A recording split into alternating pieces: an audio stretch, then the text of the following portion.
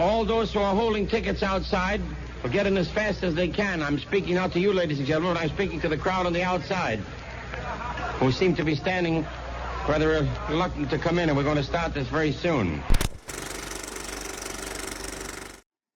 MGM once promoted this film as the greatest cast ever assembled. No, it wasn't an Avengers movie. It's a Mad, Mad, Mad World, or Ocean's 11, or 12, or 13, or 8. It was the Best Picture winner of 1931-32, though, Grand Hotel. The attraction of the celebrity in Hollywood was the biggest ploy to get audiences to see this film. Faces sell, and Hollywood continues to grow as the stars become marketing tools. Going to the cinema becomes more than just watching a story take place. The celebrity embodies the character and presents it to the audience in order to establish a connection. The celebrity is important for pop culture because they can represent fashion, cultural, political views, and at times encompass a general feeling within these high-priced dramas. These representative feelings or characterizations are relatable to a general audience. The layered entertainment is a tool for the audience to engage intensely or minutely with the story. Melodramatic stories are perfect for general audiences because that particular story can connect at an emotional human level. The exaggerated moments and emotions in these films help celebrities because we are now identifying the entertainment with a face. That face now speaks for their character on screen, as well as the off-screen character that everyone gets to consume. This elevates the celebrity's status and then puts them into more films for us to consume. It's just the Hollywood circle of life. When done right, it can be an enjoyable watch that makes you grow fond of a film. So fond of a film that you awarded Best Picture, like Grand Hotel. And so where we begin this episode of Worthy, I want to pose this question to John. How are you shaped by a celebrity, and how does that impact your view of that person and the work they are a part of? Well, when I look to like one actor, and especially with my family growing up, I usually always think of like Tom Hanks. Okay. I think with like the kind of era that he was in the 80s and 90s where he was in such prominent films, it was like a big staple of my family to like enjoy a lot of his characters in his films. And it's really heavily reliant on comedy and mixed with drama and melodrama. And his character became like the iconic dad in our household. He kind of represented this like good American man, this kind of idol that we should kind of look up to. And that carried off screen as people really talked about him as such a great guy and beyond just being a great actor. So let me guess. Some of those movies were probably Toy Story, Forrest Gump. What's another one that came out when we were kids? Castaway? Was that another one? Or yeah, that was definitely a huge one for our family. Yeah. Yeah, and it's funny. It's actually kind of funny that you say that he like embodies like dad character, because his like two Oscar movies, Philadelphia and Forrest Gump, he is not a dad. Well, I guess he's a dad at the end of Forrest Gump. Spoilers alert, but that's like not what the movie's about. But yeah, I definitely agree. Tom Hanks for me is definitely one of those guys. But for me though, a formative like celebrity is actually Natalie Portman, because her Oscar movie Black Swan, which is one of my favorite movies ever, came at a time where I was like basically figuring out that I wanted to get into production at any kind of level. And so for me, like that was influential because she made me believe that I could do it and made it cool for me to want to be a part of the industry in any way that I could be. So I think it is really unique how celebrities, even though we may never know them as people, we view them through how we consume media, social media, how we see them in the news, on screen, off screen. No matter how we consume it, they are such an influential parts of our lives. And where that takes us, though, is to Grand Hotel. And Grand Hotel was pretty much the first film to have major, multiple, I guess at least 4 or more big celebrities of the time in one film. And that became something huge for Hollywood executives to promote, because they can now take all of their actors and just push into the funnel of the studio system and say, here's a film for all of you to enjoy with this character and this guy and this actress and whoever you can think of. And that's where Grand Hotel is. And so we have to ask that question again, John. Is Grand Hotel worthy of the Best Picture award of 1931-32?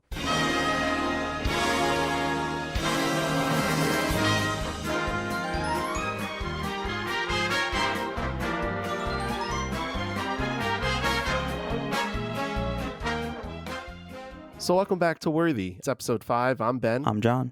And we're going to be talking about this movie called Grand Hotel. It's a star-studded film by MGM. John, and some initial thoughts from you about seeing some celebrities of the time all in action on the same screen. Yeah, I think that's the kind of big thing that jumps out to me in this movie is just the ensemble cast that we have. Really, the first ensemble cast that we've really seen in these films. You know, we've had large number of casts in these previous film, like Cimarron, most recently, but it's not as star powered and it's not as drawn up and all these different characters interacting. It's not directly focused on these huge big names until now with the Grand Hotel. Yeah, exactly. And the story, and it's multiple. There's multiple storylines of it. So it's like the first one where it's not. It goes from character to character rather than just like a lot of characters that's through one person's point of view. So it's pretty interesting to see how that kind of story structure was first used in these early Hollywood days. So without further ado, let's talk about Grand Hotel. Grand Hotel. People coming, going. Nothing ever happens. Dr.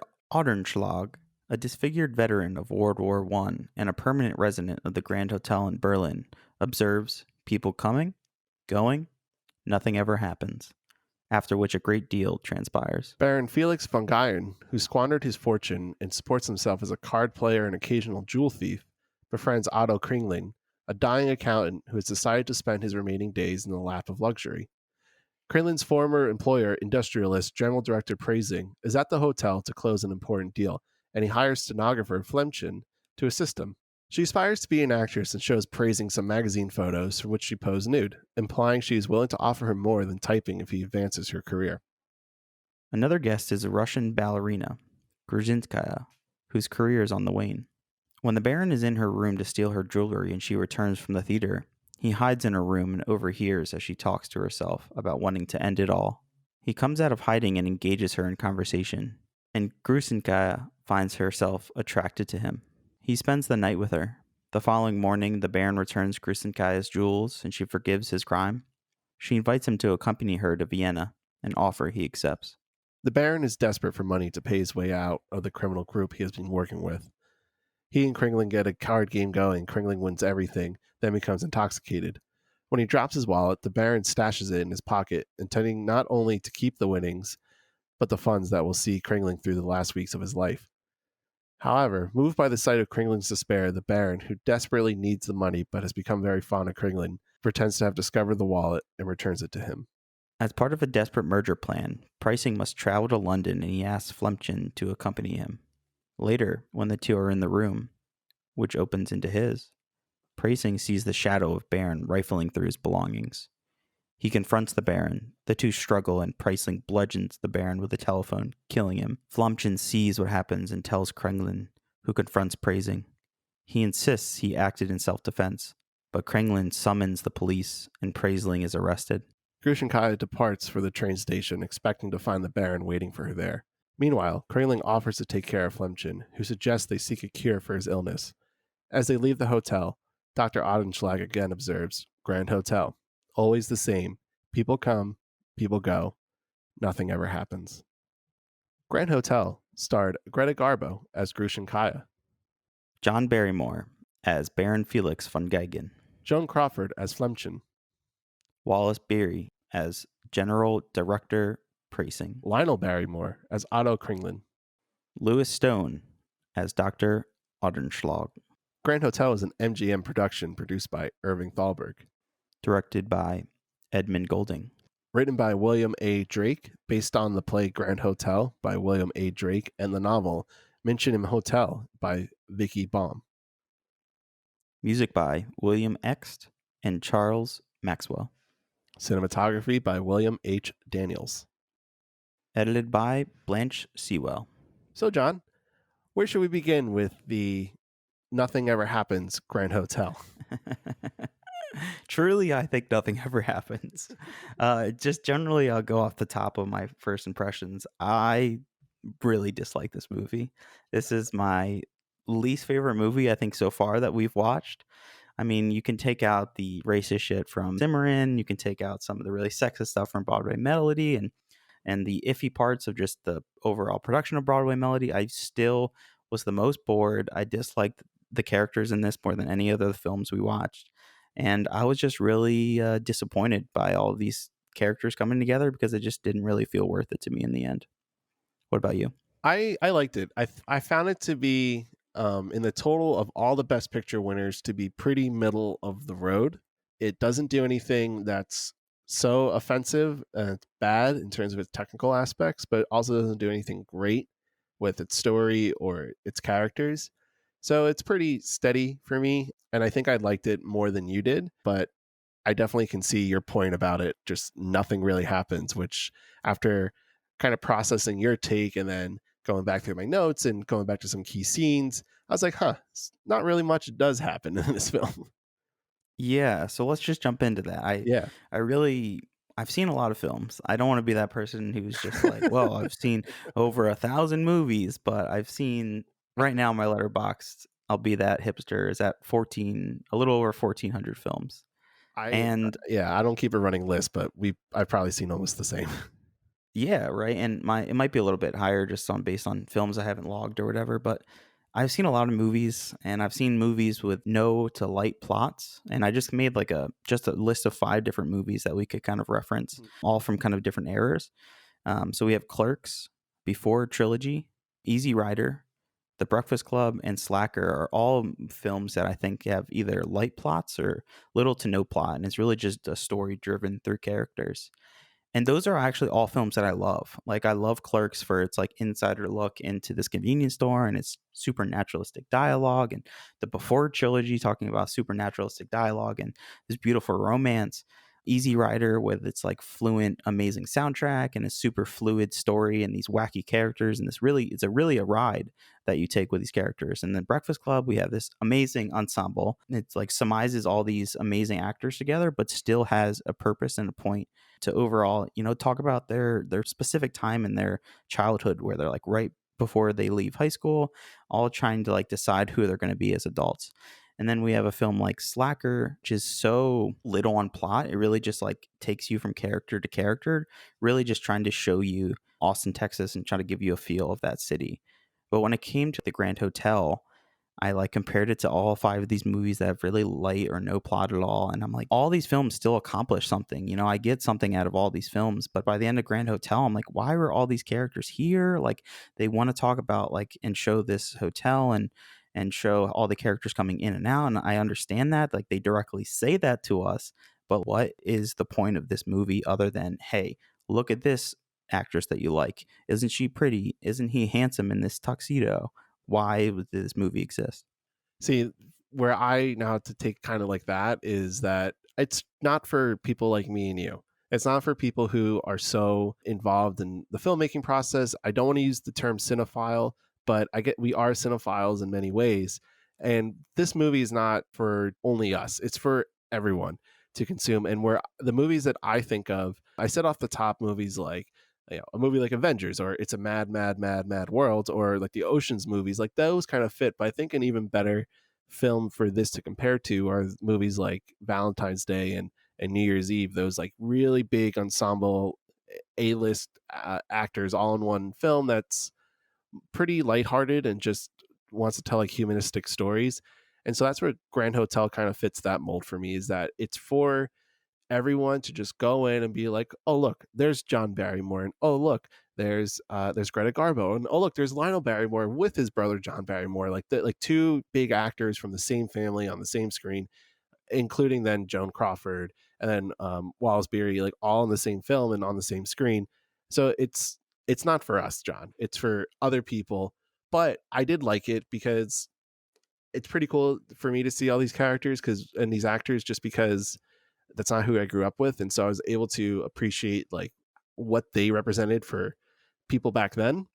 And I do feel like though there's some depth to the characters that makes it kind of interesting to kind of pick apart and dive a little bit deep into. But you're right, the story is pretty shallow. It's all there. There's not really much to kind of take away from, only like little bits here and there.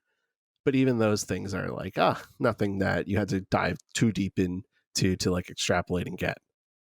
Yeah, just it's hard to understand this movie. I like really spent a lot of time just like digging through it to understand why people like it so much, because it is not highly regarded amongst all the Best Picture winners, but it is definitely on the higher end. And I think your reference to like the Valentine's or the New Year's, I haven't seen either of those movies, but there are some of those films that I have seen with like these big ensemble characters, but even those films, it's about romance for the most part. And while there is that kind of fluidity of romance throughout Grand Hotel, it's very limited, and it really just feels like scene to scene they're just making it up whatever comes to them. And well, these characters would be cool if they shared a couple lines, and then we move over to this character who shares a couple lines, and it's like, what? None of this is building to anything. None of this really goes anywhere. I just felt overall let down. Well, let me ask you this then. Is it fair to still use well, it was made in the 30s, well, it was made with not as much, other films to base it off of, or well, that they're just filmmaking practices aren't the same as today, where a lot of the movies you did reference had to base itself off other things, had time to develop and see how a romance was told on screen, because this is, for me, I still watch these movies and can still recognize that we're not fully developed in the storytelling process with filmmaking, and so not everything's going to be as strong as films we're going to see today, who can use not only today's technology but the process that was used before for now almost 100 years to tell these stories. Whereas at this point in 1932, we got maybe 30 years and only 5 years worth of actual talkies that will express more emotions and romance at a much deeper level than in silent films.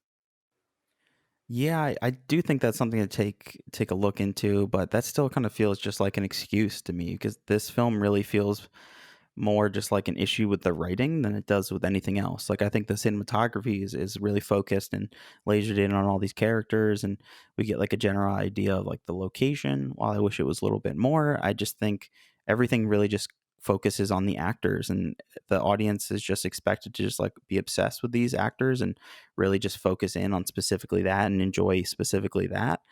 But with us being so far removed from this kind of era, and even these actors, like we see John Barrymore, and we've definitely seen and heard of Joan Crawford, even her later films, like they're still so dissociated from us who are in like our mid 20s, who just don't really know these actors that well. So without knowing these actors, and that was the most interesting part to me, is that I got to see like and kind of inspect like, why do people like John Barrymore so much? Like, why is Joan Crawford like this just ace in the hole for so many people?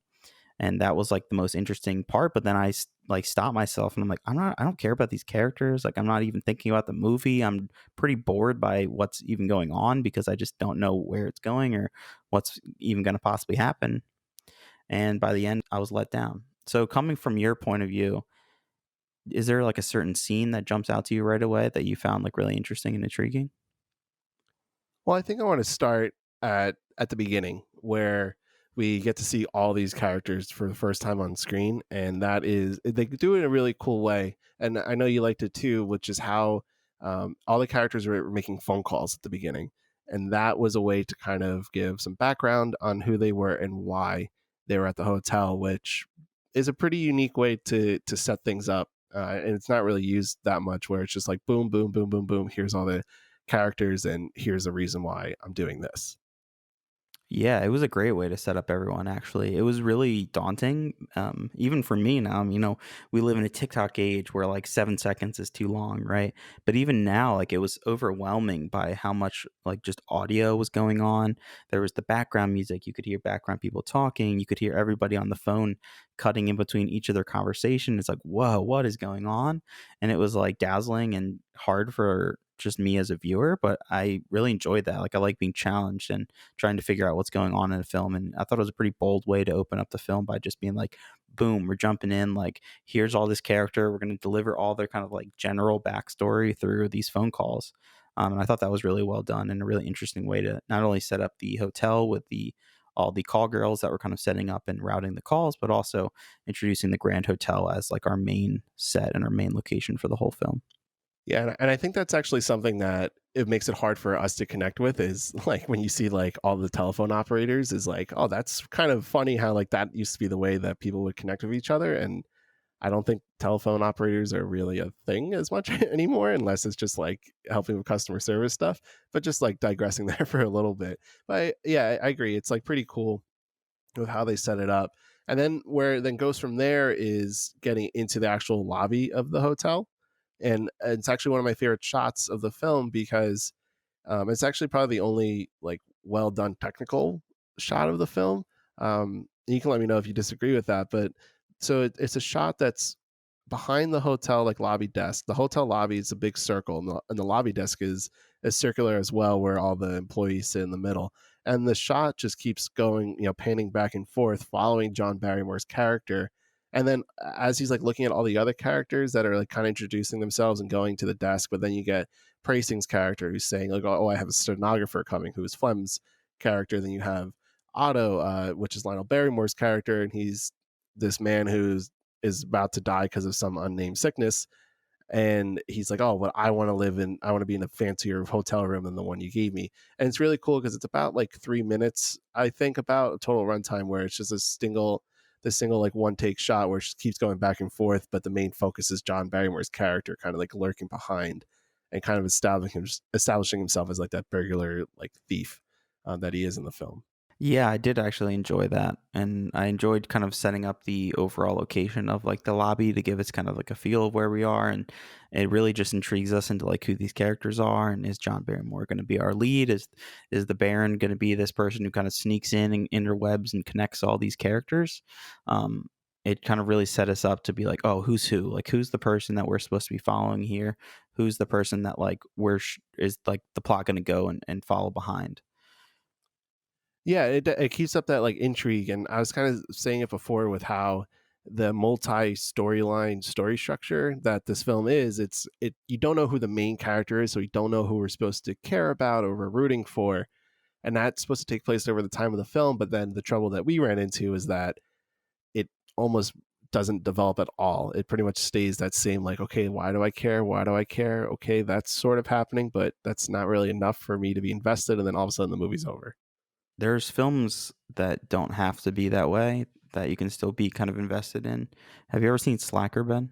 No, I actually haven't. That's one of those movies you listed that I have not seen. Yeah, that's like a film that I think is kind of closest to this in terms of like the overall genre, which is just trying to set a scene of a bunch of young kids, early, late 20s, that are just kind of struggling with their life through Austin. And you meet like all bunch of weird characters and you're jumping from like character to character.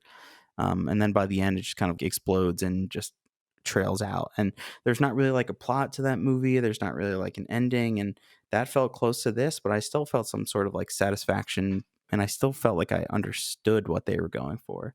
But in Grand Hotel, I just felt kind of, why does this movie exist? Like, if they really wanted to go into the Grand Hotel, which we can talk about, like, why didn't they show more of the Grand Hotel? Why don't we get more of the staff of the Grand Hotel? Like, if this movie was really all about the Grand Hotel, just dive more into it. Like, let's do it. But it just felt like it was so focused on like giving all these big actors screen time that nothing else mattered.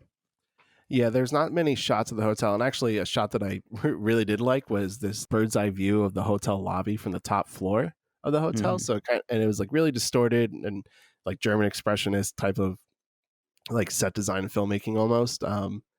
Which is kind of funny because this movie's supposed to take place, I'm pretty sure, in Germany. But anyways, but that's like the one like kind of big view you get of the hotel. But like, yeah, that's not that much. And then the hotel staff, the only like main character you get to see is the porter, because he's at the beginning saying that his wife is going to labor, and then that's completely like disregarded until the end of the film. And even then it's like, so what was the point of that? Yeah, they definitely could have done more with the set itself as the hotel. The hotel rooms aren't like that amazing. There's nothing like too crazy that you see like visually. It's just all about the characters and the stars, which I think there's some merit to that because they are celebrities and they are the names of that time. And I do value that a little bit. Yeah, that's something else I had an issue with. Well, it was in the very beginning of the film, I thought it was cool to see the different hotels, and we get to see each character has kind of a different look in their hotel. The way that Joan Crawford's is essentially connected to praising her boss, and that's kind of like this weird setup between their characters and the dichotomy between the two, and the way the Baron is kind of like sneaking in between all these different rooms. And we have Greta Garbo as the ballerina, who just is so like a little insane and just losing her mind, but she has this gorgeous room. We just didn't get enough of the overall hotel based around just these individual rooms. I wish the film focused a little bit more on it. And even in terms of like the cinematography, I felt it was simple, but not enough to really like give some purpose to why these decisions were being made. It felt like, all right, we're gonna like slowly dolly in or slowly like pan over to this character simply so they're in frame, and that's it. Like we're gonna keep enough headspace, enough space for their chest, so you like see their full outfit and you see them talking, and that's it. Like this shot, its only purpose is to like get their lines out and then move forward. Like nothing really felt intentional in terms of why certain shots were chosen and why certain directions were made overall in the film. Yeah, I agree. And one of the things kind of reading up about this film was that Edmund Goulding, who's the director, he was nicknamed the Lion Tamer because he kind of had to balance all these actors and actresses and their personalities. And I don't know. I mean, I don't know like what they were like as people. I'm sure that they were they were a lot to handle. So I'm sure his focus was just on like, let me just try and get them in the scene type of directing rather than just trying to do something huge and creative. And again, it's also a big studio system movie. It's, Irving Thalberg, who's the producer. He produced the Broadway Melody, and he would go on to produce another Best Picture winner, Mutiny on the Bounty. But he's like more well known for being like kind of the head of MGM and putting the actors' asses on the set and making sure that they just make money for MGM, which is awful and like disgusting, but also I can't fault him. That's his job, and that's just how the system was back then for how you handle actors and actresses on set. Yeah, I think there's still directors that I think are like that. They're kind of just the ringleaders to make sure everything goes well. I think a lot of like sitcom TV shows directors are a lot like that, and I've definitely heard just little bits here and there of just old Hollywood, and especially this golden era in the 30s, where a lot of directors were just like the ringleaders, and the producer would be like, "No, this is like what I want visually, like this is what you should do," and the director was there to listen to the producer and like get the job done. But the aspect of you talking about the actors really to just work and cooperate with each other, I found like really interesting, because when you dive in and look through the research of this film, and of course we go in and we look at IMDb and we look at the trivia, and that's like a base level of just like learning a little bit about the film, and then we dive in deeper with more research from there. But if you look at the trivia for this film, it's just all about the actors. The trivia is barely about the film. It really is all about like, oh well, Greta Garbo was so excited to meet and work with John Barrymore, and everybody was so worried that they were going to like fight because they were like the two big it stars. And it's really interesting to see like this constant conversation about like, oh well, Greta Garbo was angry because Joan Crawford wanted like top billing because she was on the rise, and all of this behind the scenes drama seemed to be really made up. As the years have passed, there's been certain novels written, and Joan Crawford has talked about how there was really no bad blood on that set, and all the actors got along, and it really just seemed like it was all manufactured simply to get people to go see the film in theaters. And this was the highest grossing film of that year. Yeah, and I think it's like a sad thing about when we look back at these movies. It is more about the actors and the celebrity aspect of it, which is why this film is important to talk about with celebrities and that kind of status. But it is how it's like sort of archived with that. People would rather focusing on the actors and themselves rather than just like the actual context of the film, because it does lose some of its sparkle, if you want to call it, with what the film could be. And I actually feel like if this movie was made today, it would actually be a really, really good, compelling film. They'd be able to do a lot more in terms of maybe sex and the death that happens at the end. But I think you'd be able to get a lot more from the actors and the actresses, just because we are, again, like at a stage in filmmaking where we know what to do. We can base stuff and we know how to make things better than it was before, which I think is really important to think about when we are critiquing these like really early Hollywood films, and especially these Best Picture winners.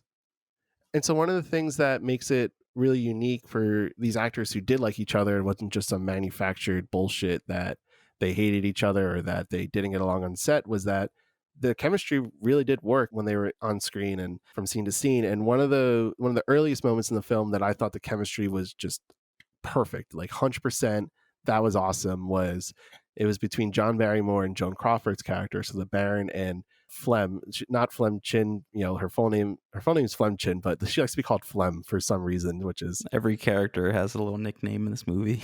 Yeah, but Flem is an interesting one. But anyway, so the Baron and Flem are like kind of flirting with each other, and kind of going back and forth, but she's definitely a little bit more standoffish about it, like not trying not to give him too much of the time of day type of thing. But she tells him that that she's a stenographer, and so he says, "I don't suppose you take some dictation of mine sometime." And Ooh. as sleazy as that line is, I I loved it because Joan Crawford doesn't do like an ugh kind of face or like roll her eyes. She like plays into it. She like has like a little bit of a smile, and it makes it not as sleazy as it is, but it makes it like kind of fun and like flirtatious and again, if the movie was to be remade, I actually would love to keep that line in there just because it's kind of like it's just witty, and outside of the sleaziness, it's pretty well crafted and put into the film. Oh yeah, definitely. It's like so tongue in cheek, little cheeky joke Yeah, right there, yeah. and John Barrymore like kills it. And I think a lot of other actors and even modern actors, like that's a hard line to deliver without sounding like a huge creep. And he's very suave. He's like an early James Bond before James Bond. I did notice with Baron, he has great chemistry. Well, John Barrymore in particular has great chemistry with Greta Garbo, who's also this kind of love interest in the film. While I do find the film very odd, I'll just set it up here. So essentially, Baron is going into this very famous ballerina's room because he wants to steal some pearl necklace, and he's waiting there in the shadows, but she comes back suddenly, and he like sees her having this big melodramatic monologue to herself about how she can't do it anymore and there's too much pressure and no one understands her life, and she's basically alluding to that she's going to go and then take her own life. And because of that, Baron, this character played by Barrymore, comes out and he confronts her, and the line from Grushin Kaya says, "Who are you?"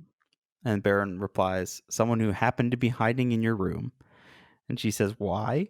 And he said, "Just to be alone in your room, to breathe the air you breathe." So already it's very dated, and it's like, what man would ever talk to a woman like that in a flirtatious way?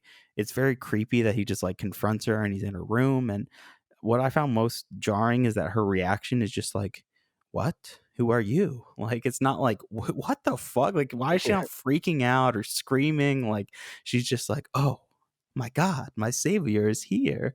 And they just like fall in love instantly in one scene. And it's like I'm trying to struggle to find out, like, is Baron just doing this to like still steal the pearls? Is he conflicted because he actually does like her, and or does he not care about her? Like, if he wanted the pearls, he would have just let her go kill herself and would have taken them and gone. So he obviously actually cares about her. What did you think about this scene?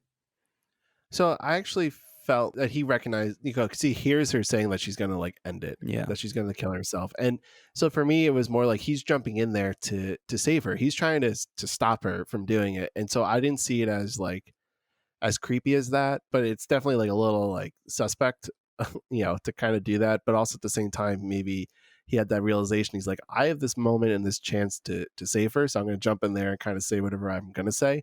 But then they do fall in love like pretty quickly. Pretty quickly. It's like, in the scene yeah, they fall in love. yeah, The same yeah. scene.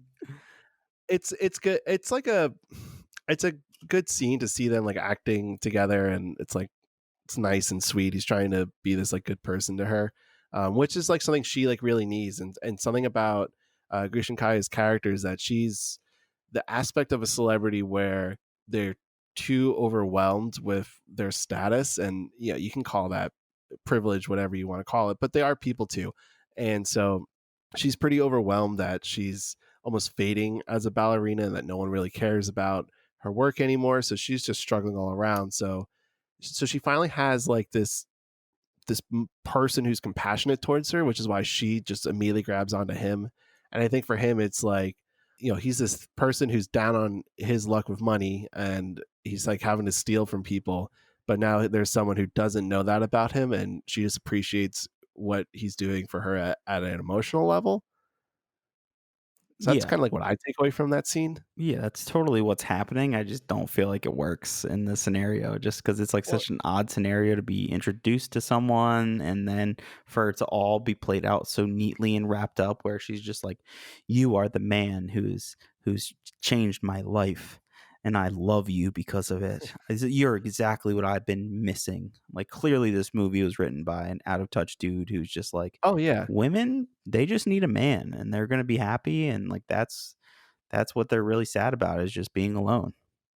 Yeah, I agree with that. I do agree with that. And I think the other reason why it's so weird and jarring for how it happens is that not even like 10 minutes before or a few scenes before, like Baron was flirting with Flem's character, and that chemistry is perfect. Like that works great. And like you almost want, like, that should have been the focus of like how then he, like, Baron has to deal with like praising who's like really creepy with Flem.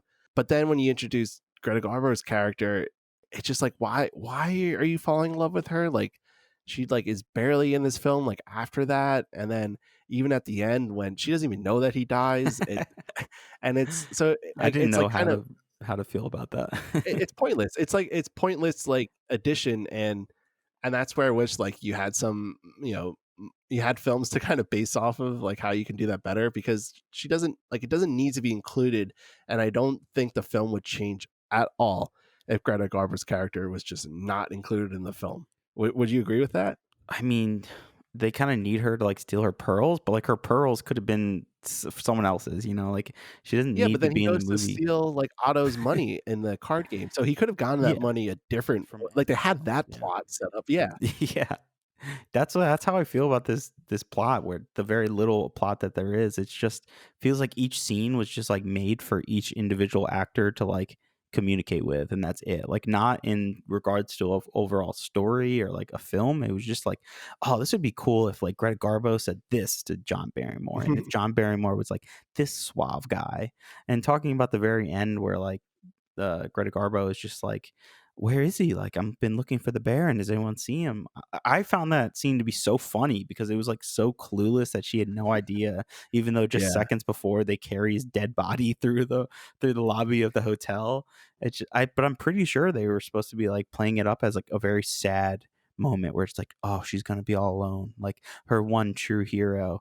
Everyone in the audience is like, oh no, John Barrymore, my yeah. love, he's gone, he's dead, my beautiful man crush. Yeah, they should have But told I her. just They should have they should have told her character. I agree. That the ending is pretty clunky, but how great is it though to watch Greta Garbo just like, pontificate on screen about how she's gonna kill it, like not the fact she's gonna kill herself, but the fact that she's acting and doing this like really dramatic monologue, like that's the purpose of the film. That's what makes it like fun and enjoyable to watch and to take in from a very basic level of just film entertainment. Isn't that just like good as is?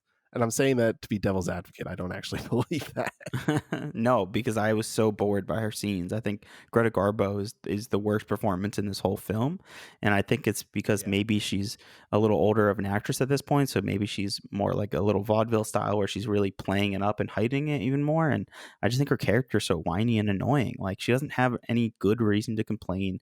It's not like her husband was just murdered or they give her this like interesting backstory. She's just a ballerina that doesn't get enough attention. Like, why would I want to watch this? Like, I could just go to YouTube Yeah. and just watch some person complain about their videos not getting enough. Like, who wants to watch this as like entertainment?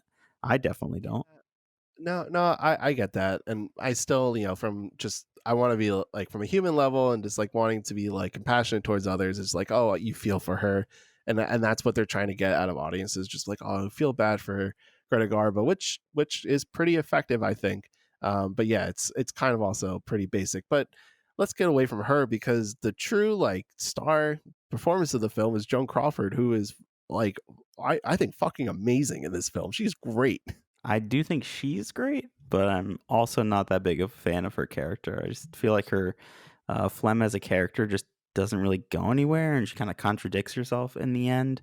But I do think she gives this great performance where it's like you could totally tell just by this one performance and the way they dress her in this super like low V cut dress that they're like totally playing up her sexuality and how she's like this rising star, and she's just drawing every man's attention like the way she does in this film. Also in the auditorium seats, like she's drawing everyone's eyes, and she's a great like naturalistic actor who's down to earth yet still like suave and kind of above elite over you.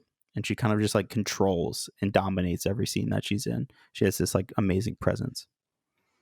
Yeah, I love her presence. I don't think she like tries to be this person that tries to dominate and take advantage of people, even though that's what it seems like at the end. I think she's just like, and I think that has to do with the time of the film, which was, this is, you know, made in the Great Depression, is that she's supposed to be this normal person, a stenographer.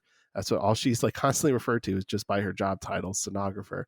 But she's supposed to like kind of embody this, like, that everyone's going through these struggles and that everyone is desperate for money and that and everyone needs to kind of fend for themselves. And that's kind of like what she represents and they all do in many ways, but that's definitely how she represents it too, is that she's just like, well, I can use my looks to get some kind of advantage in life, and I can use, you know, my work too as a stenographer to get money, just to be able to pass by and enjoy life, which is kind of what happens in the end with her and Otto, is that she kind of realizes that, well, I can now run away with this guy and kind of get away from the shittiness of the last like 2 days that happened in the film, where she fell in love with a guy and then sees him dead within, you know, a matter of hours after meeting him, or I guess 24 hours after meeting him. So I just found her character just in every scene just to hit it right out of the ballpark, whether it was lines she delivers, her emotions, her how she dressed, how she like just handled herself. I thought she was just really great, and I thought she was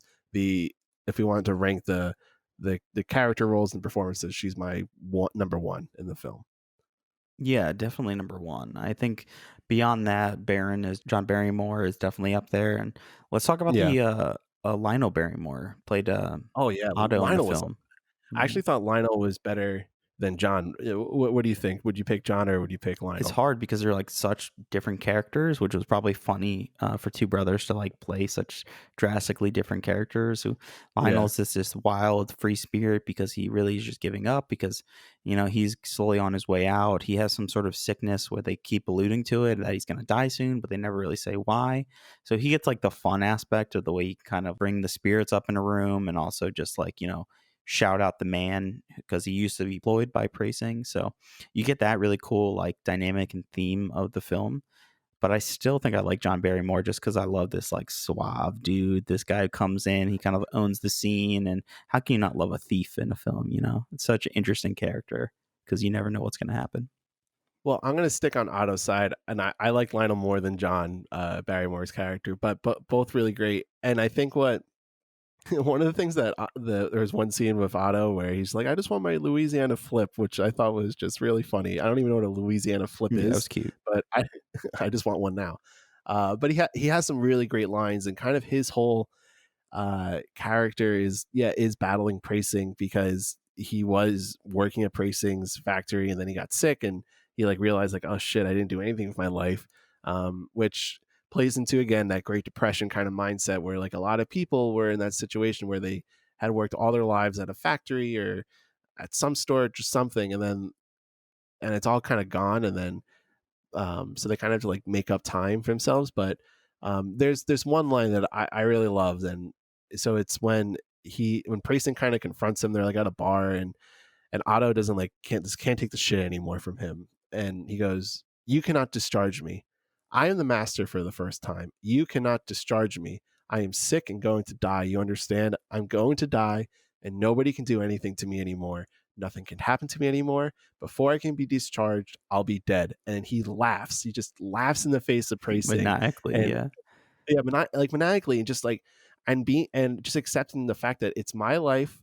Fuck off. I'm going to do whatever I want. I'm going to drink my Louisiana flips. I'm going to spend all my money at this hotel and gamble and drink and dance with, like, he dances with Flem, and he's really awkward about it, which again is like really great with like Lionel's performance because he plays this like dweeby guy who's probably we don't know if he's married or if he has kids or anything, but has very little interaction with women, probably hasn't had sex that much in his life, and just kind of lived his life as just like this factory worker and just trying to make something of himself, but really not much of himself, which is what leads to his whole like, I'm going to go on this just, binge of my money and life and just enjoy it.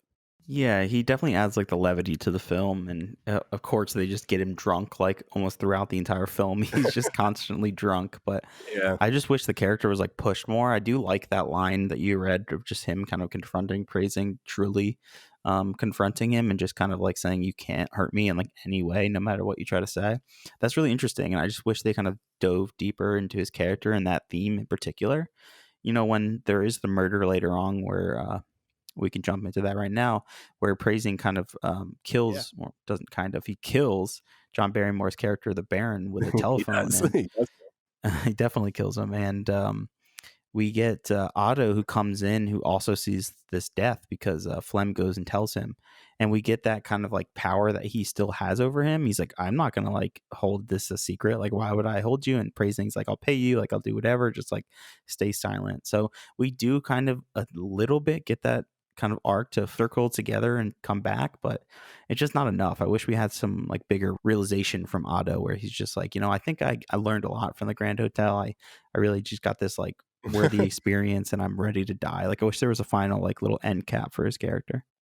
Yeah, and I think that kind of plays into the literal revolving door of the Grand Hotel, where it's like just life kind of goes on. So at the end, when him and Flem do leave, I feel like, yeah, he's going to die soon, but at least he's going to die with Joan Crawford by his side and probably drinking his Louisiana flips on, in Paris and just enjoying his life there. But it is interesting how he does finally have that power with Praising in their relationship, if you want to call it, where he holds Praising's destiny by the literal balls, and he's just like, I'm gonna tell people, I'm not gonna hide this. Why would I hide this? I'm going to turn you in.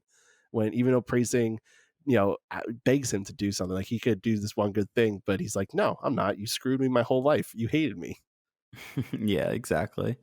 And in terms of like the death scene of the Baron, so he gets attacked because he's stealing, what do they call it? The pocketbook. The pocketbook, yes, with marks. I love how they call money marks in this film. It's really funny. And because we never hear that. I can't even remember the last time I've heard someone call money a mark or anything like that. I mean, we're Americanized. It's $1 to us. Like even going to other countries and like hearing like the euro or the pound when you're in the UK. Oh, is a mark? They call it quid. Is a mark like a German dollar? Yeah. A mark is I don't know if that's what they still call it today, but back then like a mark was like what they called money and bills. Oh, if that's the case, I'm definitely cutting this because I sound like an idiot. Because this whole time I thought this was just like slang for dollar bills. Well, no, but they do call them marks. Wow, I'm an idiot. Yeah. I was thinking that there's just like U.S. slang for dollars.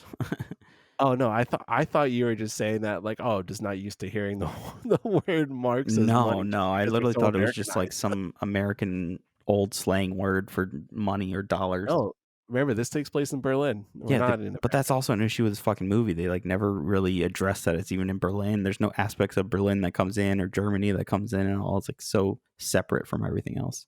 There's that one shot though, the hotel that looks like German expressionism. Oh yeah, that's how you're supposed to know. That's how you're supposed to know. Keep all this into the podcast. This is great. So what if we fucked up? So Baron is in his room trying to steal Praising's pocketbook, and he basically walks in on him stealing it. And they have this big argument, and he's like, "No, you're not going to wait." And Baron gives him the book back, but Praising's so mad that he like just attacks him and beats him to death with a phone. But what's really weird about this scene, and it could be like this error of the code and not being able to show as much violence, there's this really just like sharp cut where as soon as he's going to attack him with a telephone, it just jump cuts and they're like falling to the ground. And we don't even like see them fully fall to the ground. We just like see them fall instantly together and that's it. Like they fall off frame. How did you feel about that scene? Because it's a very important moment in the film that Baron dies. It carries us to the very finale and end of the movie. It's a little clunky with how it's edited and how they pull it off. When I first watched the film, I was a little shocked like that's like the big thing that happens, especially because it happens, I think, with 10 minutes left in the film. Yep. Like it's literally 10 minutes left in the film, and then that's when the Baron dies, and you feel like that should be in the middle, or maybe that's like the whole purpose of the film is like this like murder mystery. So I was kind of because I'm like, well, what does this do now for us? Like where are we going to go from here? There's just so much to be left open, and then there's so much that we also don't know about the Baron and like his backstory, because I don't know about you, but when I hear that someone's a Baron, I think they're very rich. So why does this guy now have to, be a thief? Like, I guess he was a gambler, but that's never really said. And then, it is the Great Depression. So yeah, maybe he lost his money, but even that's not explicitly said. And I know that it was probably implied with the time and what that was going on. But for watching it today, it's kind of like there's not enough there to make you give a complete character development story for the Baron. So it's a little weird and clunky of how it's done, and because there's so little time left in the movie, it's kind of hard to like really emotionally take it in. Although the one emotional part about his death that I still cannot get over is that his dog Adolphus just gets like handed off to some like random person in the hotel, and he's like, "Where's my human?" And I was like gonna cry just seeing that the dog just like has no idea what he's doing. It is sad that like you see the dog, and they're definitely trying to play it up about how sad it is that this dog's now alone and doesn't have an owner. But I just like didn't care about Baron's character. I didn't really understand how one hit of a telephone murders someone. You don't see the body. You don't even see how like the impact of the phone or anything. Like the whole scene is so clunky, and it's just like, oh, that's Yeah. what the essentially the climax of this movie is a dude getting hit off screen after a jump cut. What? Why? Yeah. It's not great, but again, it's just cool to see Wallace Beery kill John Barrymore on screen. That's the appeal. That's literally all it's there for. Which it is what it is. But also to kind of piggyback on the dog Adolphus, is there's actually this one good line, and it's at the beginning of the film, so I actually think that helps play more into John Barrymore falling in love with two women. So he gets a knock on his door when he's in a hotel, and he goes, "Excuse me, I'm busy." And he's petting his dog Adolphus, and he goes, "Adolphus, this is a curious thing for one gentleman to say to another, but as a matter of fact, you are the one thing I really love in this world." So it's a little like, It's cute. it has some homophobic That's all I can connotations say. that it's a little weird for him to say that to like yeah, it's very cute, but I think that like plays well into like the emotional aspect, because now so we have this guy who's down on his luck. He loves his dog. It's like the one thing he truly loves and connects with, but then he finds Flem, and he's like, "Oh, I really like you." And then he finds Gretchenkaya, and he's like, "Oh my God, I love you, and I just want to spend my life with you and be with you." And then he dies, and so that whole arc is like what's supposed to keep the audience involved in it and be like, "Oh God, John Barrymore is dead. That's so sad." And it's like the tearjerker aspect of it. Yeah, no, I definitely see that just because they're so separated from these actors. But I just like don't think that makes a good film. Having actors that people like and they are so invested in these actors off screen that it becomes so powerful to see them do these certain acts and performances on screen. But for us, if you're just like connected from that, I just don't think it works. When I see a bunch of famous actors in a Wes Anderson film, and what we haven't talked about is that the Grand Budapest Hotel, a Wes Anderson film, is so heavily inspired by this movie. But if you were to compare that movie to this movie, it's just so grand, not to no pun intended. It's so grand in scale of what the film is about. We have just as many characters, just as many famous actors, but we have these compelling characters with like the bellboy and his relationship to the head of the hotel, and we have this like backdrop of the war going on around the hotel and around the country.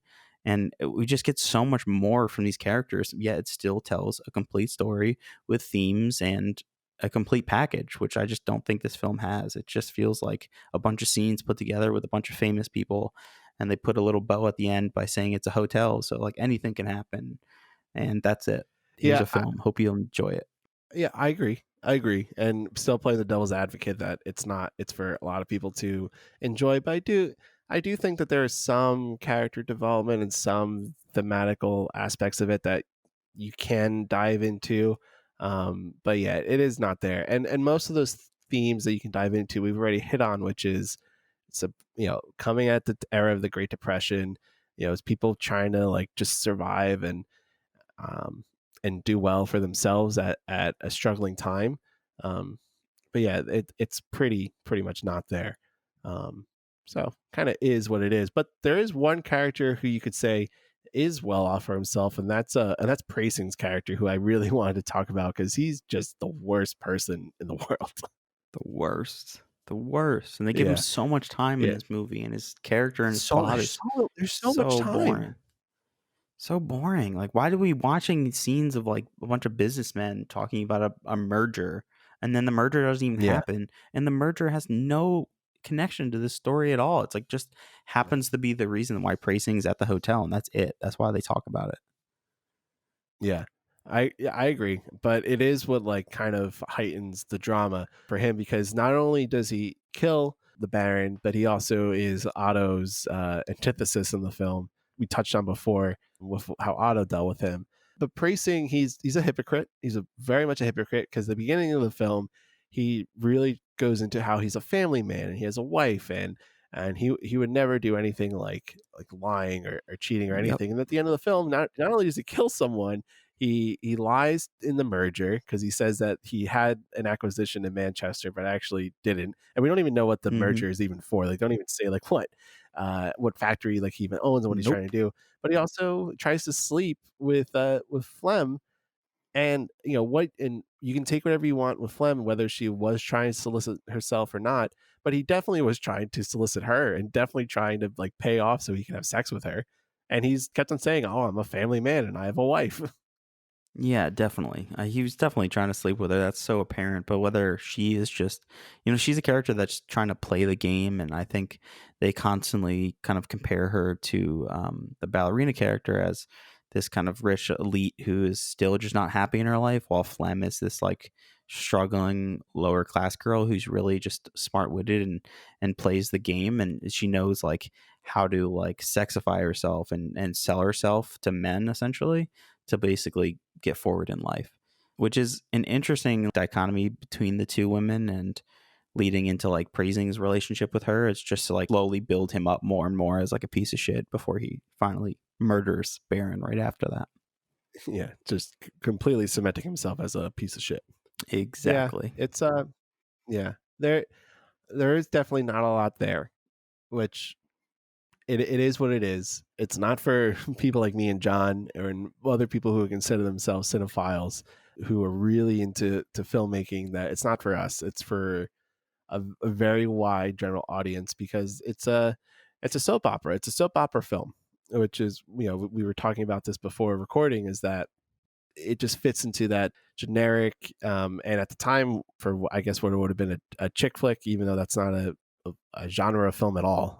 It's completely misunderstood, but it is supposed to like fit into that more domesticated mold of the time, and it was written by a man, and he just expecting what women should want, which is why there's so much like heightened emotions and not really much happens. It's just very generic, bullshit, character development. And especially in the women, you can see the way it's like fueled from a man's perspective. There's tons of the male Absolutely. gaze from every single character. They like eye up all the women, and there's even a specific shot where Preissing is like eyeing up Flem's legs while she is like typing for him. Yeah, he's giving the dictation. He can't even finish his sentences. No, it's disgusting. But what I found interesting is that while this was written by a man, Vicky Baum, who's the writer of the original German novel, she was very interested in helping and help write an adaptation. And she even went to the U.S. in 1931 and met up with MGM. But Irving Thalberg, the producer, simply shut her down and said, "Yeah, we'll take your notes and we'll take your ideas, and you'll be our technical advisor. We'll go to you when we have any questions regarding the novel." Well, they never had any questions. Let me just say that. She was kind of completely left out of the overall production of the film. Yeah, that's really, really awful. So it's pretty interesting that this also isn't the first Best Picture winner to be based on a novel written by a woman. Simran was also written by a woman as well, based off of a novel that she had written. But it definitely felt, and we talked about in that episode, that there's a lot more to the female characters that isn't just sex. It's not great. It's not great what happens in Simran and the female characters, but in this film, it's just all about the sex and the sex appeal, which is what the big issues we had with the Broadway Melody, which is, again, is an Irving Thalberg film, another MGM production, where they don't give a shit about trying to make women strong. They're just like, well, let's make them as sexy as we can and get people to just buy into that. Well, it's interesting reading about this kind of era in film. The female population, it was about 60 to 80% female driven in terms of the film market. So while this was seeming kind of sexist from our point of view now at this point in time, this was beloved by a lot of women. And I think, like I was saying, the dichotomy between the two women in this film, I think a lot of people looked at the fashion and they looked at these romances and they looked at these two characters in specific, and they could see themselves in either woman. You get the the really rich elite class. If you're in a city going to a theater and you're watching this, you can kind of relate to this and the struggle of just like not being good enough. Or Flem, who is strong and independent because she like knows how to play the game. She's cutting her deals here and there because she knows that it'll get her to a good place, get her money, bring her higher up in the overall world. But looking back at it now, it's like, this isn't enough. Like every decision and everything that's good for these women in this film in particular is just all about a man or pleasing a man in some sort of way. Couldn't agree more. It's pretty awful and sleazy. And I hate to just say like that's just part of the era, but it really was, which is really bad.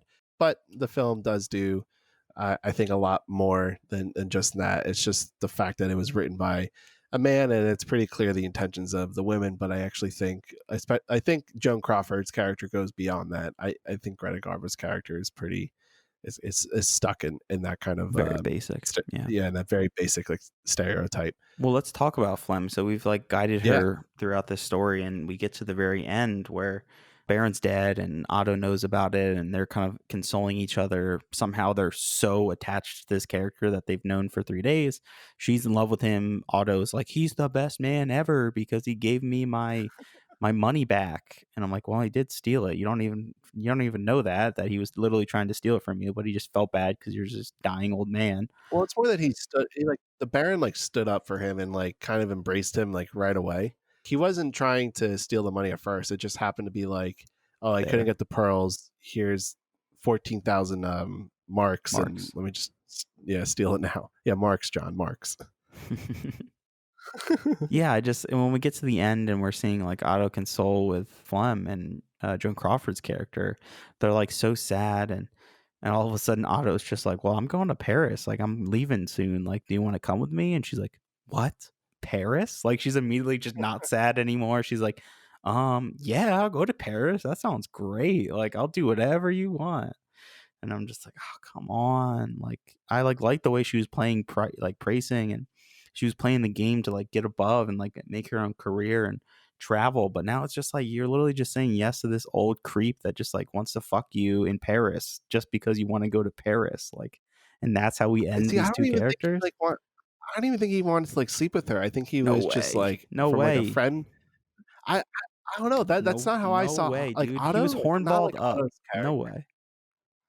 No, not him. I don't think he was like as hornballed up as you thought. I mean, maybe I could be wrong. I could be totally wrong. But I think Otto is. If this was the Baron who was doing that, of course, absolutely wants to sleep with her. But Otto's character, again, like I think that he was just so, because he's gonna die, and I think he would rather just have like the time of his life, meaning that he can just enjoy himself and like going out and drinking and spending the money. But if he sleeps with Flem, good for him. But but I don't think like that. Like, I don't think the intention there was for him to sleep with her. But I do think her character is the problematic one in that relationship, because it does seem like she's taking advantage of him, because she starts like just spending his money. She just starts giving everyone money at the hotel as they're leaving, because she's like, oh my God, yeah. And so like that, I did have a huge problem with that, because you spend most of the film like really liking her character and believing that she's smarter than everyone, that she's better than just money, but she's just down on her luck because of the times, and so she's trying to just get back on her feet. And then she has this opportunity, and it's just like, fuck it, I'm going to spend this guy's money, which is also not great. Yeah, I still look at it that way. I don't know, like the scene before they were drinking their Louisiana Flip, they were dancing a lot together. And I don't know, he just seemed like he was super interested in her sexually throughout that entire scene. So I just got weird vibes from him from there on out. And he's kind of absent. That's I don't know. I found it more just that he was just happy to be just dancing with someone. Like, he just like, I think he even says like, I've never like really danced before. And he physically, like, you can tell like Lionel Barrymore made him be like not a great dancer and very clumsy. So I think like that's where a lot of that plays into. But I mean, I don't know. I could be wrong. I hope I'm not wrong. I hope you're the wrong one, John, in this. I don't know. It's so hard to see otherwise. It can be. I don't know. Maybe I do have to go back and rewatch it, but just from when I first got it, I never got that intention. But you never know with these old movies. Like it definitely could have been there. So how did you feel with after they leave the hotel? You see a bunch of people come flying right back into the Grand Hotel, almost as if we're about to start the film all over again. And we get the doctor saying the infamous line from this film. I like it because I think a lot of what the film is, it's about just how life goes on, and life is always like things are just always moving around you, and this film is really just supposed to be a snapshot of life of a few days in the Grand Hotel. This is what happened with these 4 or 5 characters, and Dr. Ottenschlag, who keeps saying that line of like nothing ever happens in the Grand Hotel. Like he doesn't see all the true drama. He just sees it from like an outside perspective, because he just sees it when they're at the bar and then just when they're gambling in the hotel. He doesn't see much else. So I think that it's just supposed to be like a little, like, this is how life works. Life just keeps on moving, even though the Baron's dead and Precinct got arrested, and Grushenkaya thinks Baron's still alive and still hoping that she's going to have him and like go on vacation with him. That's how I took the ending with that last shot of the people going into the hotel. No, definitely. I mean, I got that same sense. Directly say it to us. People come, people go, but nothing ever happens. Nothing ever happens in Vegas. So you keep all the secrets. It's kind of like a before that kind of phrase. Yeah. But I just think that maybe the way I'm looking at it now is like from a negative perspective, where this film is so loose on the general plot, and it's just this kind of barely connected story with all these little characters here and there and their interactions. But maybe that's what was so amazing about this film at the time. Maybe people were like, whoa, like you can make a movie that's like not just telling a story from A to Z. Like you can just like have a bunch of characters come in, and then like it's just focusing on this like one point in time, and after that point in time and these characters interact, like that's it. Like that world continues on, and that maybe that makes the audience go think more and be like, oh wow, that like this film is a lot about the location and these characters. And maybe I'm thinking more about like the other characters in the hotel. Like maybe that really sparks this like creative little flash in someone's mind as a viewer, that it was like, wow, this is what movies can do. Like movies don't have to be just like a straight story from one point to the end point. It can be more. Yeah, it certainly can be. So do you feel like that your opinion on the film is slightly changed at all after kind of going through it? No, I hate this film. In fact, I hate this so much, and I was so petty. I'm still gonna read it though. I went back and I made up my own little phrase for the film. So okay. In the very beginning, which you heard an audio recording of, we hear Grand Hotel, always the same. People come, people go, nothing ever happens. So I was like, that's interesting. I'll make my own version, which is very close to that. Grand Hotel, always the same. People watch it, people go, because nothing ever happens. And that's exactly how I feel about this movie. It's sadly true, but it won Best Picture. So why don't we get into the Oscar aspects of this film? The 5th Academy Awards were held on November 18th, 1932, at the Ambassador Hotel. The ceremony was hosted by Conrad Nagel, and the films qualified from August 1st, 1931 to July 31st, 1932. And what makes this Best Picture winner pretty unique in Grand Hotel is that it was not nominated in any other category. It was only nominated for Best Picture, and it only won for that. And it's the only Best Picture winner to, I don't want to say accomplish that feat, but to have that trivia fact about it. So what do you think when you first hear that it was not nominated for any other awards? It makes me like rethink the outstanding production category just in general. It makes me think more about Best Picture and what they consider a Best Picture. Are they considering it just this overall, the feat that they got all these actors together and they made like a film that's, to me, it's not very complete, but they interwebbed all these characters, and that was like a feat in its own, and they loved the interaction and they loved the actors, so like that's why it's deserving? Or is it MGM and you have Irving Thalberg and this one because there's direct ties to the Academy? But why wouldn't you then nominate it for other categories?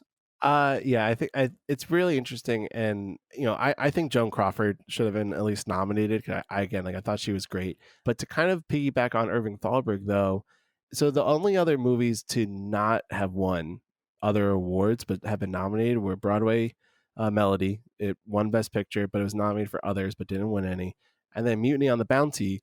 I think it had 8 nominations and only one for Best Picture. And all 3 of those movies were MGM Irving Thalberg productions.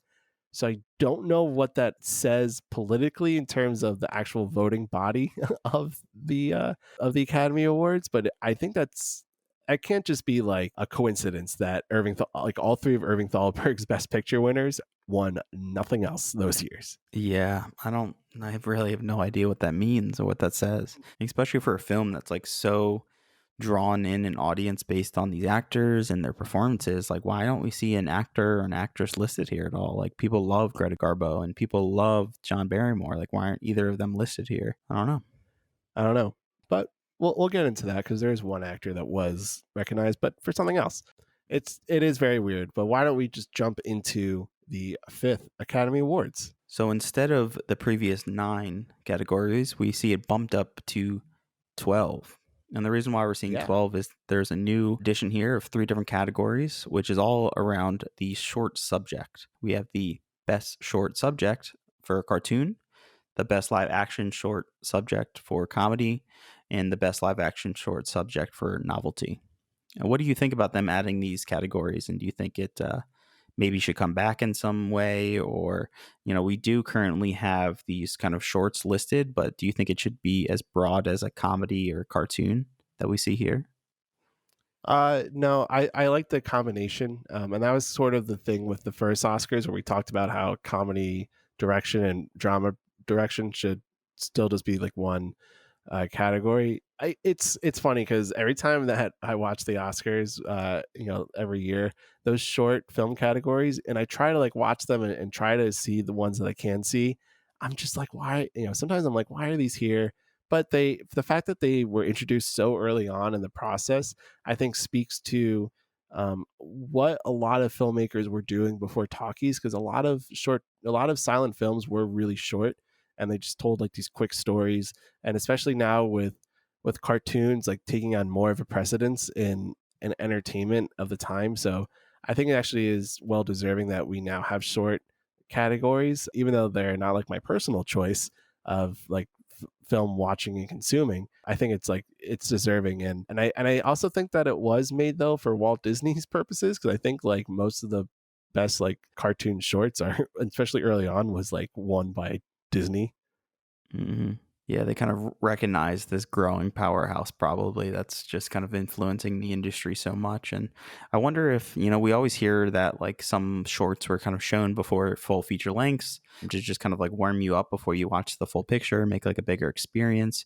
And I wonder if it's that kind of reemergence in short subject that's kind of bringing it back and bringing it back into audience eyes, and which ones they remember the most and which ones they liked, or specifically why they brought it back. Yeah, to me, though, the separation of the cartoon and comedy, and while I like the way it's separated now with animation and live action, I just think we should leave comedy and the way they call it here, novelty, as simply one subject entirely. Yeah, I agree. It should just be one thing, but it's not our decision. They live and they learn, I love how it's just constantly evolving and they're constantly adding more categories, and I wish that just happened more nowadays. Yeah, there's not that much evolving currently, but we're trying. Going back to Walt Disney, though, he did win a special award for this ceremony, and that was for the creation of Mickey Mouse, who he was Steamboat Willie, I think, was in 1928. So it took a few years for them, I guess, to recognize Mickey. But pretty cool that they realized early on. They're like, this Walt Disney guy, he's onto something with that fucking mouse.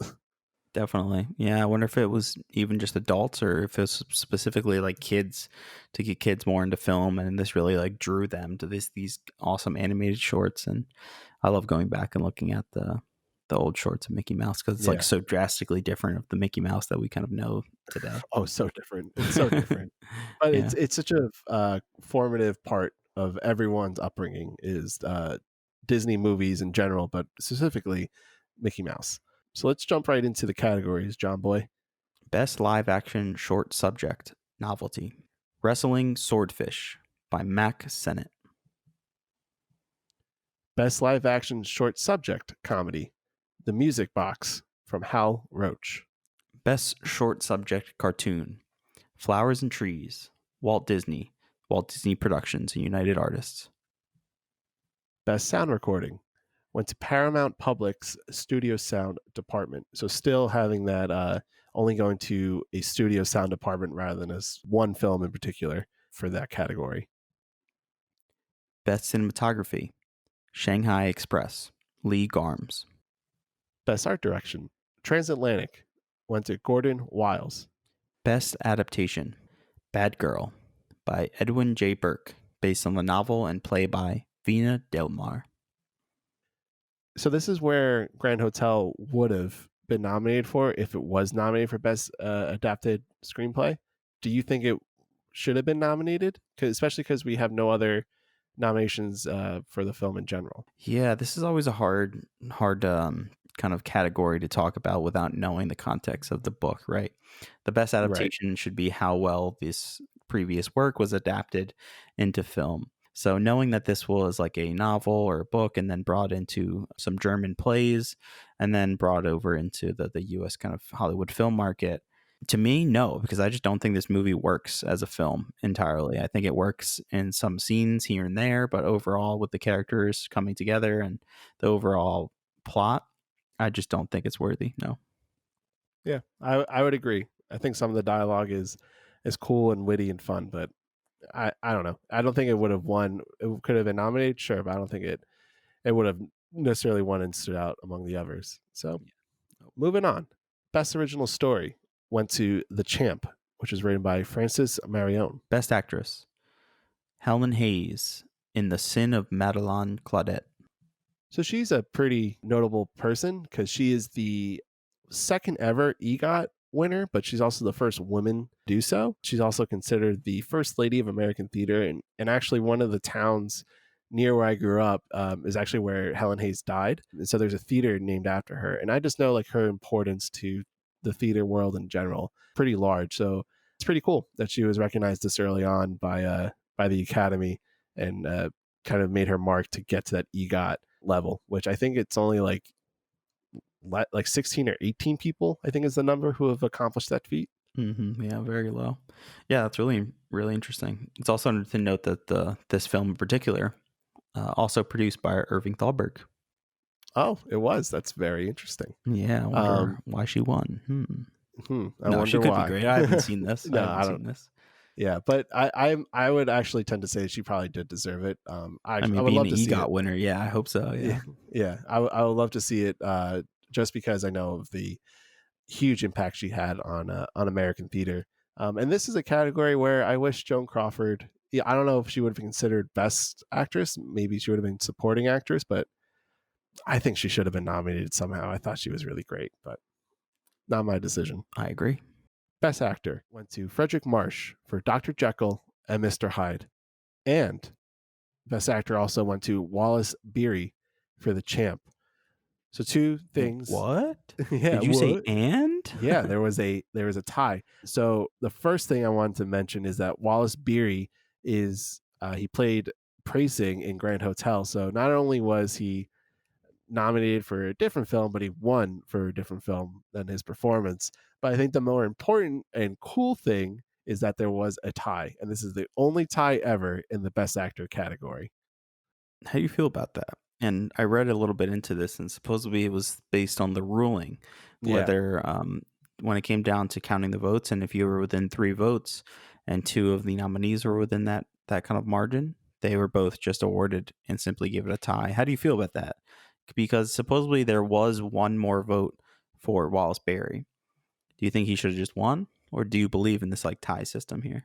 If Beery had one more vote, he probably should have won, and that's why I don't like how they do Best Picture now, where it's like the preferential balloting. It should just be populist like vote. Whatever wins majority vote, that's what wins the category. But there are rules in place for, I don't know why that would have been made. I don't understand like why it's like, oh, if in 3 votes there would be a tie. Like, what's the difference between 3 votes versus that he has one more vote, he should win, unless they feel like there's some clerical error with it, which I guess is completely possible.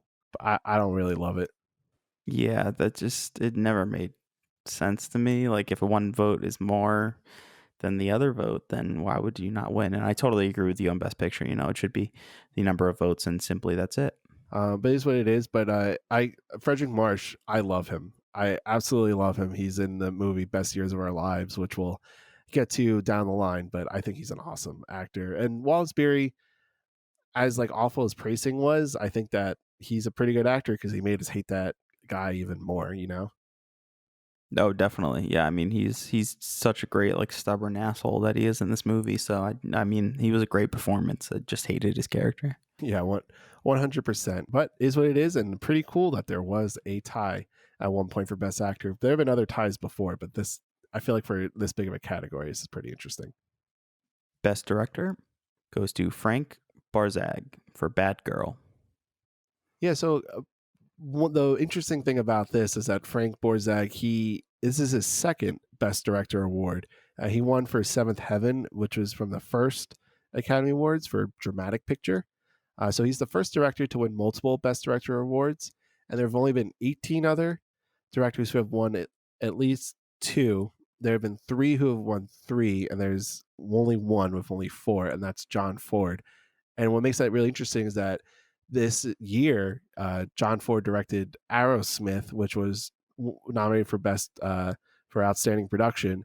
And so this is his first movie that he directed to be nominated for that category. So now we have John Ford entering the mix of all-time great directors in Oscar movies every year.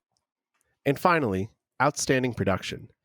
The nominees are The Smiling Lieutenant, Shanghai Express, 1 Hour with You, 5-Star Final, The Champ, Bad Girl, Aerosmith, and the winner of the 1931-32 Academy Awards is Grand Hotel, going to Irving Thalberg, which was made by the production company Metro Goldwyn Mayer, or MGM.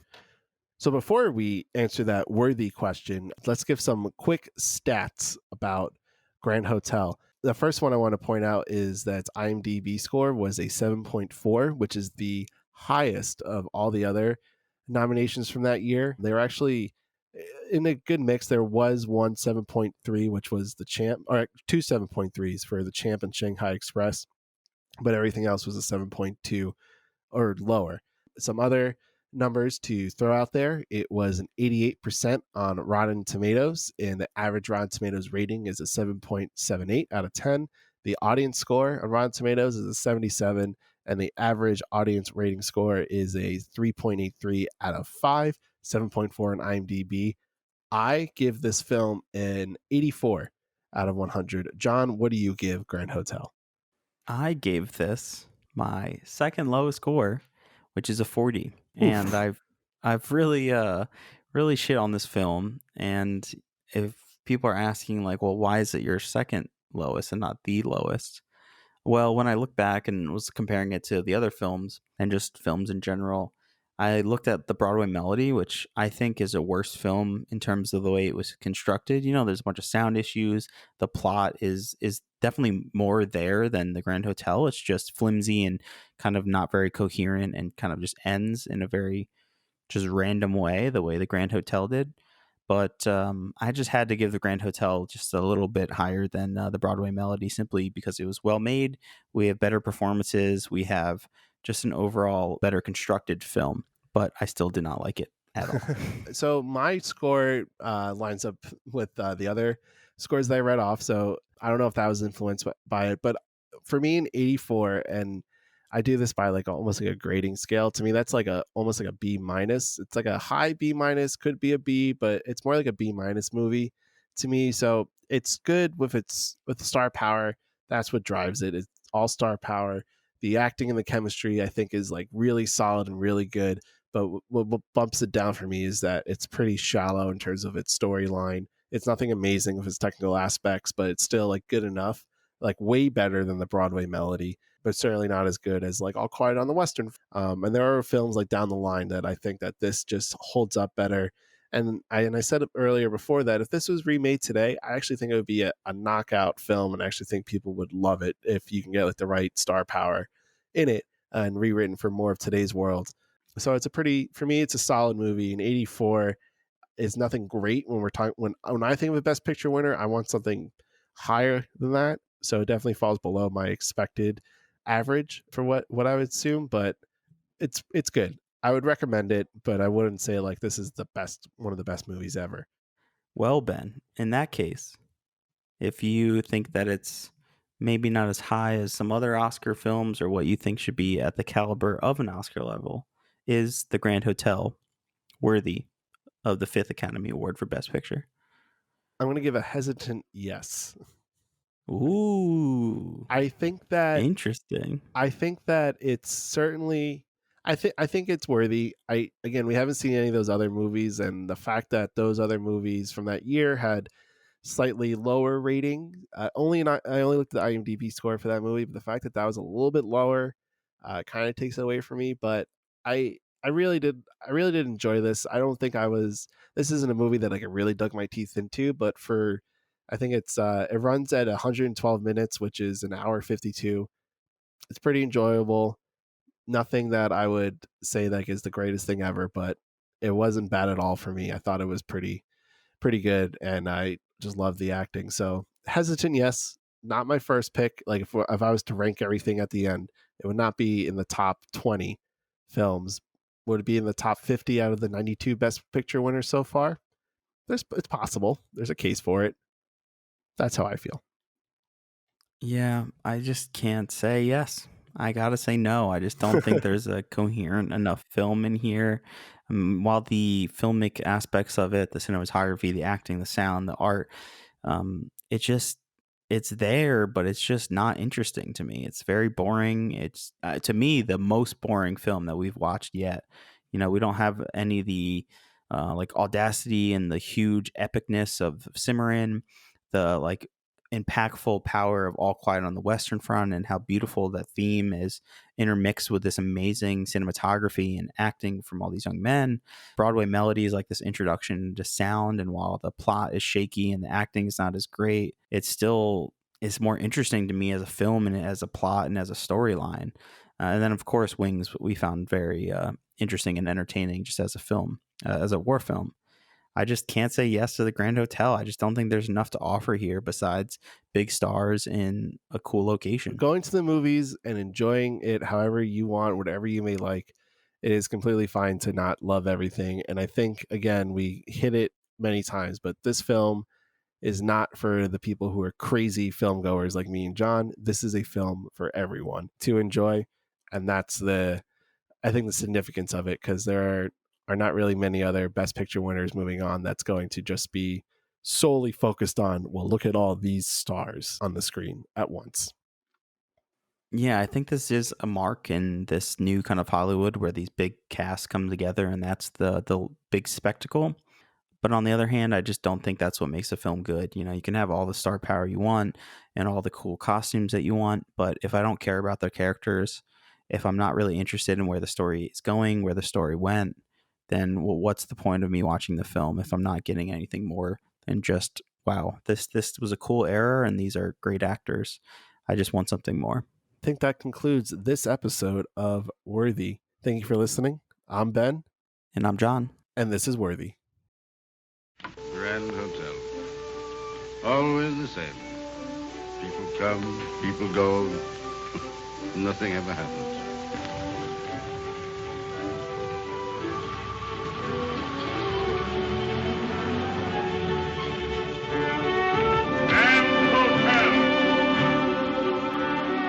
Thanks for listening to Worthy, the breakdown of every Best Picture winner from past to present. Listen to us wherever you get your podcasts. Check us out on Instagram at Worthy Podcast, on Twitter at Worthy Pod, and on Facebook at Worthy Podcast. Any inquiries can be submitted to worthysubmissions@gmail.com.